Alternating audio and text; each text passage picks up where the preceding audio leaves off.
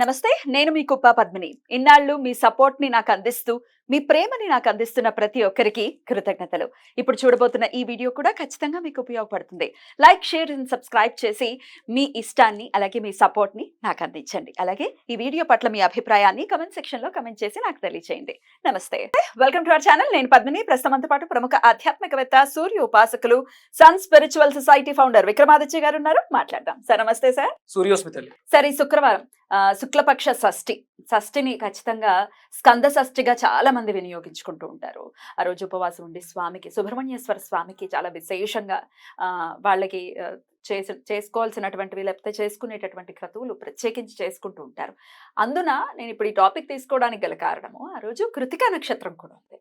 కృతికా నక్షత్రం, కృత్తికలు స్కందుడికి పాలిచ్చారు కాబట్టి ఆయనకి కార్తికేయుడు అనే పేరు వచ్చింది అనేది కూడా మనం వింటూ ఉంటాం. కృతికా నక్షత్రం నిజంగా పుణ్యం చేసుకుంది. స్వామి ఆ నక్షత్రంలో జనం తీసుకున్నారు కాబట్టి. సో చెప్పండి సార్, ఆ రోజున ఉన్నటువంటి వైశిష్ట్యం. ఒక విషయం చెప్పాలి, ఎప్పుడో అనుకున్నాను దీని గురించి మాట్లాడాలని. సందర్భం ఎలా వచ్చిందంటే ఈ రకంగా కృత్తికల గురించి వచ్చి.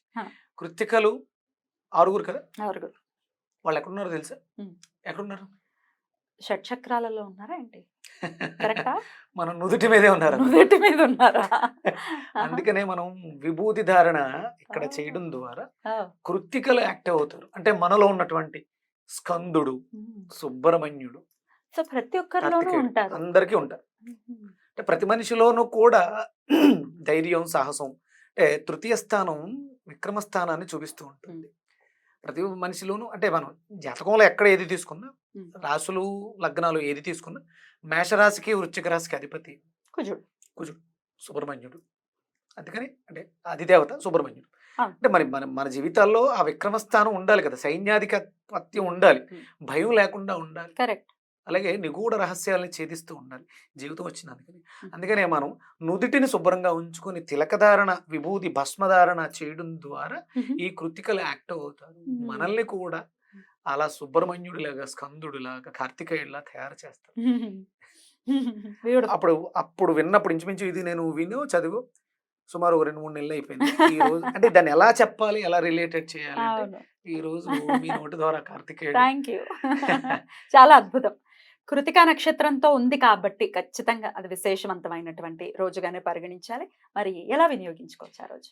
అంటే కృతికా నక్షత్రం అనేది పక్కన పెడితే సుబ్రహ్మణ్యుడికి మనం ఎందుకు చేస్తాం? ఒకటి పిల్లల కోసం చేస్తాం, మొదటిది కళ్యాణం కోసం చేస్తాం. అంటే మనకు ఉన్నటువంటి దోషాలలో కళ్యాణ దోషాలు, సంతాన దోషాలకి ఈయన అద్భుతంగా చెక్కు పెట్టగలడు, మన జీవితాలని మార్చగలడు. ఇప్పుడు ఉన్నటువంటి పరిస్థితులలో వయసులు ముదిరిపోతున్నాయి, వివాహాలు జరగట్లేదు. ఇక వివాహం జరగట్లేదు కాబట్టి సంతానానికి యోగ్యత లేదు. ఆ తల్లి, ఆ స్త్రీ మాతృత్వాన్ని నోచుకోలేకపోతుంది.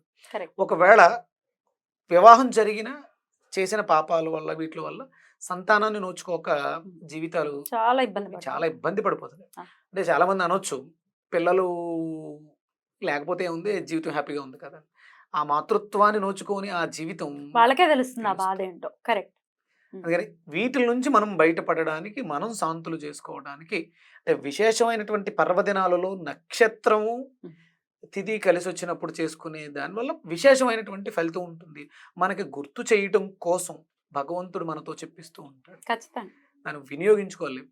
మనము సంవత్సరానికి ఒకసారి సుబ్రహ్మణ్యేశ్వర స్వామి షష్ఠి చేస్తాం.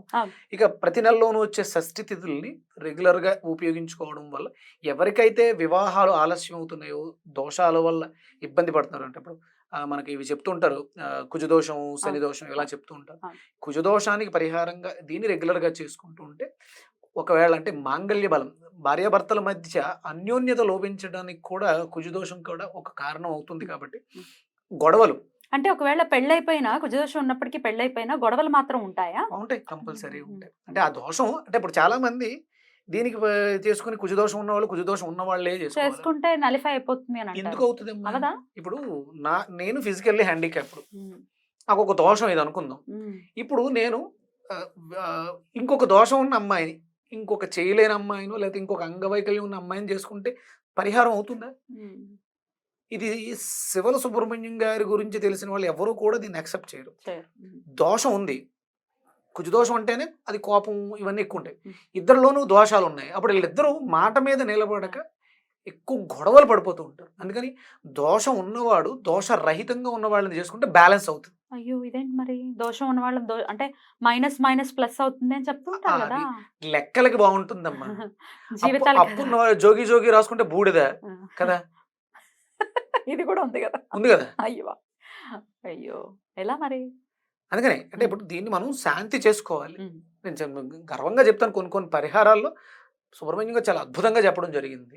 దోషం ఉన్నవాళ్ళు, దోషం లేని వాళ్ళు, మానసిక స్థితి బాలేని వాళ్ళు ఇంకొక మానసిక బాలేని స్త్రీని చేసుకుంటేను, పురుషుడిని చేసుకుంటేను ఎలా బ్యాలెన్స్ అవుతారు? నేను గుడ్డివాడిని, నేను చెవిటివాడిని చేసుకుంటే బాగుంటుందేమో. గుడ్డిదాన్ని చేసుకుంటే ఇద్దరి జీవితం అంధకారమే కదా!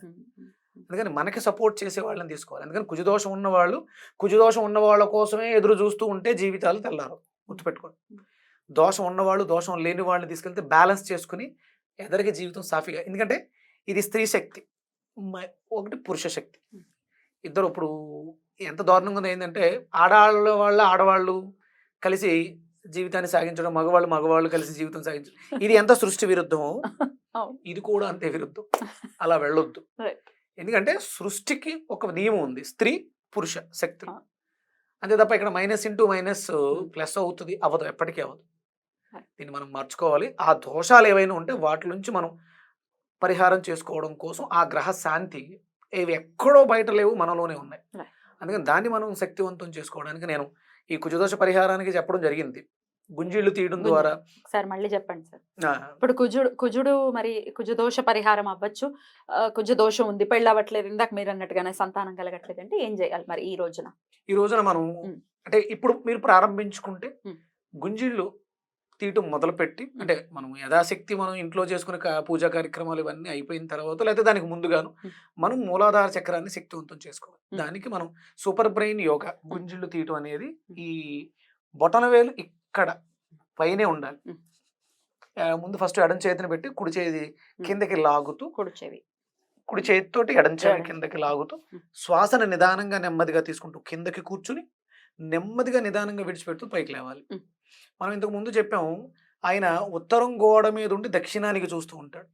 మనం దక్షిణానికి ఉండి ఉత్తరాన్ని చూస్తూ, అంటే ఆయన్ని చూస్తూ ఇది చేయడం ద్వారా సుబ్రహ్మణ్యుని చూస్తూ, అంటే మీ అక్కడ ఫోటో ఉన్నా లేకపోయినా ఆయన ఆ స్థానాల్లో ఉండి దక్షిణాన్ని చూసుకుంటూ ఉంటాడు. కాబట్టి మనం ఉత్తరానికి తిరిగి చెయ్యాలి, గుంజీలు తీయాలి నెమ్మదిగా నిదానంగా.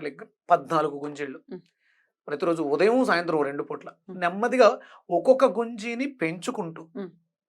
పనిష్మెంట్ ఇది, అంటే ఒక పార్ట్నర్ కోసం ఎదురు చూస్తూ ఉన్నాం, లేకపోతే సంతానం కోసం ఎదురు చూస్తూ ఉన్నాం. ఎప్పుడో మనం తప్పు చేశాం కాబట్టి వాళ్ళు ఇంకా రావట్లేదు. అందుకని క్షమాపణ చెప్పుకుంటూ ఈ గుంజీలు పనిష్మెంట్, దాన్ని క్షమించు అని అనుకుంటూ గుంజీలు తీయడం ద్వారా ఈ పరిహారం జరుగుతుంది. ఇది 108కి వెళ్ళాలి. 14, 15, 16 రోజుల్లోనా కాదమ్మా, రోజుకు ఒకటి పెంచుకుంటూ వెళ్ళాలి. అంటే 108కి వెళ్ళటానికి ఎంత టైం పడుతుంది? సుమారు 108 నుంచి 14 తీసేయండి, 98, 96 రోజులకి మీరు 108కి వెళ్తారు. అక్కడ నుంచి 21 రోజు 21 డేస్, అంటే 108 ఇంటూ 21 వస్తుంది. 21 డేస్ చేయాలి. 21 డేస్ చేస్తూ మాక్సిమం ఇలాగే మన కార్తీక్ పెళ్ళయింది, చాలా మందికి, మన మేనగోళ్ళకి అయింది, ఇలా అవుతుంది, అయిపోతుంది. బ్యూటిఫుల్ బ్యూటిఫుల్, చాలా అద్భుతమైనటువంటి రోజు కాబట్టి ఆ రోజున మొదలు పెట్టుకోవచ్చు. ముందు రోజు కందుల్ని నానబెట్టి ఆ రోజు మనం ఏదైనా గోవుకి ఆహారంగా ఇవ్వటం, గోశాలలకు వెళ్ళడం, గోమాతను దర్శించటం. అంటే గోవు అంటే సూర్యుడి యొక్క కిరణం. భూమికి గోమాత, గోవు అని పేరుంది. అలాగే గోమాతకి భూమి అని పేరుంది, ఆవిడ భరించేది గోవు. సూర్య కిరణాలకి గోవులు అని పేరుంది. వీటిని మనం రక్షించటం, వాటికి కావాల్సినటువంటి బాధ్యతను స్వీకరించడం మన బాధ్యతగా చేసుకుని ఈ షష్ఠి ఇలా వినియోగించుకుని, అలాగే మనకు దగ్గరలో సుబ్రహ్మణ్యేశ్వర స్వామి దేవాలయాలు ఉంటే దర్శించడం, రావి చుట్టూ ప్రదక్షిణ చేయటం చేయొచ్చు రెగ్యులర్ గా చేస్తుంటే. అంటే ఇక ఆ రోజు దీక్షగా తీసుకుని ఎవరైతే వివాహాలు ఆలస్యం అవుతున్నాయో వాళ్ళు ఈ పరిహారాలు చేసుకోవడం ద్వారా జీవితంలో మార్పు వస్తుంది. బ్యూటిఫుల్, పెరిగి వివాహాలు అవుతాయి, సంతానవంతులు కూడా అవుతాయి. బ్యూటిఫుల్ సార్, చాలా చక్కగా తెలియజేశారు. Thank you so very much. నమస్తే. సూర్యస్మిత.